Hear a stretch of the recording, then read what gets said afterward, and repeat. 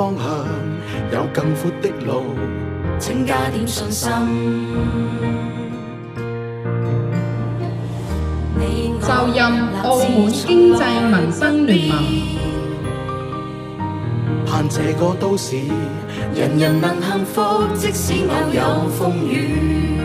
澳門經濟民生聯盟作為經濟同社會發展嘅推動者、政策嘅倡議者，我哋會努力做好政府同澳門市民之間嘅橋梁。不同範疇嘅青年精英齊聚一堂，共同走出來，搭渠道，拓市場，實現民之所盼，政之所向。澳門嘅經濟民生嘅可持續健康發展係需要更加穩定、更加強健嘅共識。